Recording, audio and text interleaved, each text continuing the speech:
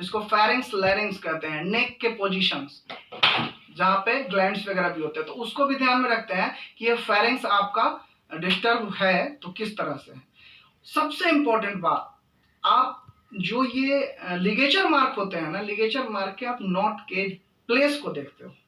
तो नॉट के प्लेस किस तरफ है और नॉट किस तरह का बंधा हुआ है। जैसे नॉट अगर बंधा हुआ है, लिगेचर मार्क जो है वह खुद से कोई बांधता है, अगर हैंगिंग का केस है तो और भी कुछ पॉइंट्स आपको दे देता हूँ, फिर एग्जामिनेशन पे आएंगे। जैसे यूरिन डिस्चार्ज है, उसके नीचे आप ये देखोगे कि कोई भी स्टूल है, स्टूल पे चढ़ करके ही कोई हैंगिंग करना चाहेगा, या फिर चेयर हो या फिर चौकी हो या फिर कुछ भी फिजिकल ऐसा हाइट वाली जो वस्तु है उसको रख करके ही करना चाहेगा, और वह किस अवस्था में गिरा पड़ा है या फिर खड़ा ही है, दोनों ही हो सकता है। Depends upon the nature of crime scene कि उस टाइम उसका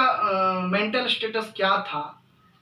वो भी स्ट्रगलिंग साइन उसके बॉडी पे है या नहीं। कमरे के चारों तरफ जो है बल्ब, फोन्स या फिर बैग्स, बुक्स, पेन्स, आपका कोई भी इलेक्ट्रॉनिक आइटम, कोई भी ऐसा चीज जो स्ट्रगल जिसमें शो कर रहा हो, क्योंकि हैंगिंग वाले में स्ट्रगल ऐसा भी होता है कुछ क्राइम सीन में कि स्ट्रगल दिखाने के लिए कि ये मर्डर है, ऐसा भी हो सकता है कि बाद में भी सामान को यत्र तत्र यहाँ वहाँ डिस्टर्ब फेंक दिए जाते हैं, तो उसको आपको एनालाइज उसको भी करना है, हर एक पॉइंट ऑफ व्यू से आपको करना है कि हैंगिंग है या स्ट्रेंगुलेशन है, या हैंगिंग हो तो गया है, उसके बाद घर वालों ने किसी को नाम दर्ज कराने को, किसी को फंसाने के लिए, किसी को एक्यूज फिक्स करने के लिए, एलिज्ड बनाने के लिए उसको इस तरह का माहौल दे दिया गया है, सामानें फेंक दी गई है इधर उधर। तो इतना खैर उस टाइम ब्रेन एक्टिव नहीं रहता है, क्योंकि क्राइम होते हो, जिसके घर में क्राइम हो जाए वो उतना एक्टिव नहीं रह पाता है। और फर्स्ट कि protection of crime scene is responsibility for the crime police man.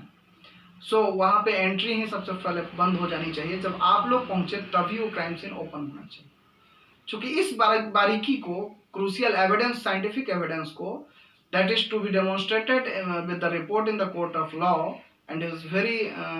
forensically it is very important। तो इसको किसी ऐसे पर्सन के हाथ न लगने चाहिए, चाहे वो सुसाइड नोट ही क्यों ना हो, चाहे छोटी से छोटी कोई भी ऐसी चीज जिससे उस केस को डिस्ट्रॉय कर दिया जा चुका हो। तो उसमें जब भी आप देखोगे लिगेचर मार्क है ना, तो स्ट्रेंगुलेशन होगा, जिसमें यू मीन टू से कि जैसे आपने कहा ना कि ये मर्डर है तो मतलब होमिसाइड है, तो किसी और के द्वारा जब वो मारने की कोशिश की जाएगी तो कभी भी लिगेचर मार्क बिल्कुल नॉर्मल एक डायरेक्शन में नहीं आएगा,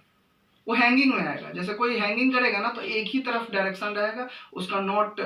किसी एक जगह पे फिक्स अप रहेगा, और उसका नॉट बांधने का तरीका भी जो है वो बहुत ज़्यादा क्या कहते हैं उसको, क्लबी नहीं होगा, ठीक है, बहुत ज़्यादा क्रिटिकल टाइप का नहीं होगा, ठीक है। उसका एक नॉर्मल जो माइंड बिहेवियर उस टाइम है वह इतना ज़्यादा टफ नहीं बनाता है।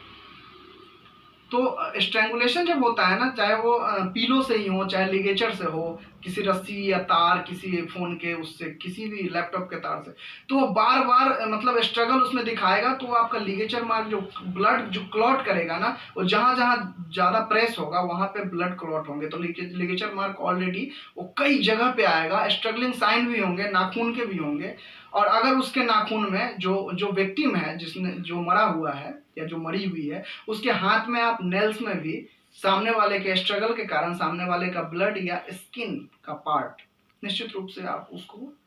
नजरअंदाज नहीं कर सकते हैं। इट इज वेरी नोटिफिएबल चीज, notifiable thing, point to be noted in the crime scene. तो वो नॉर्मल आएगा in the case of hanging, normal नहीं आएगा in the case of strangulation, homicidal murder. आपको ट्रिकलिंग ऑफ सेलाइवा जो है ना, ये सेलाइवा डर के कारण जो है ना, बहुत ज़्यादा जब आदमी चिल्लाता है, स्ट्रगल करता है, तो उसका जो है ना डायलेशन ऑफ प्यूपिल होता है, यूरिन डिस्चार्ज डर के मारे होता है, स्टूल डिस्चार्ज स्ट्रगलिंग और डर के फियर के कारण होता है। तो वो भी आप सेलाइवा और स्टूल डिस्चार्ज, यूरिन डिस्चार्ज, इससे भी आपको स्ट्रैंगुलेशन की तरफ ले जाएगा, मर्डर की तरफ ले जाएगा। अगर सामान बहुत ज़्यादा बिखरी पड़ी है तो वो भी आपको स्ट्रेंगुलेशन की तरफ ले जाएगा। नॉट स्ट्रेंगुलेशन बट हैंगिंग भी हो तो मर्डर की तरफ ले जाएगा। तो ये सारी चीज़ें हैं, बहुत सारे पॉइंट्स हैं जो पारिक जी ने लिखा हुआ है बुक में, मोदी जी ने लिखा है, रेड्डी जी ने लिखा है। तो ये सारी चीज़ों को आप पॉइंट उसको आप स्टडी करो, बैचलर में मास्टर्स में स्टडी करो। फिर आप सारी चीज़ों को स्टडी करने के बाद मैंने लास्ट